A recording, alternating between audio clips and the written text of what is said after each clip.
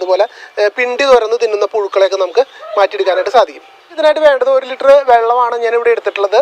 അപ്പോൾ ഇതിനായിട്ട് നമുക്ക് 3 സാധനങ്ങൾ മാത്രം മതി. ഇതിനായിട്ട് ആദ്യം നമുക്ക് വേണ്ടത് ഒരു അല്പം വേപ്പെണ്ണയാണ് നമുക്ക് വേണ്ടത്. 1 ലിറ്റർ വെള്ളത്തിലേക്ക് നമുക്കൊരു 10 ml വേപ്പെണ്ണ നമുക്ക് ഒഴിച്ചു കൊടുക്കാം കേട്ടോ.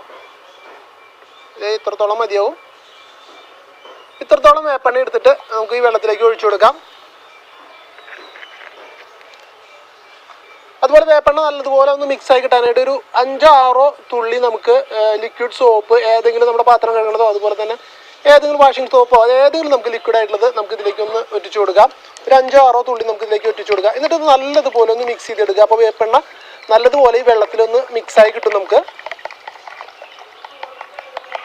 ഇതുപോലെ നല്ലപോലെ മിക്സ് ആയിട്ടുണ്ട്. ഇനി നമ്മൾ ചേർക്കുന്ന സാധനം എന്ന് പറയുന്നത് തുരിശാണ് കേട്ടോ. ഇതുപോലെ നീല കളറിലാണ് തുരിശ് വരിക. നമുക്ക് തുരിശ് ഇതിനായിട്ട് വേണ്ട ഒരു സാധനമാണ്, മെയിനായിട്ട് വേണ്ട സാധനമാണ്.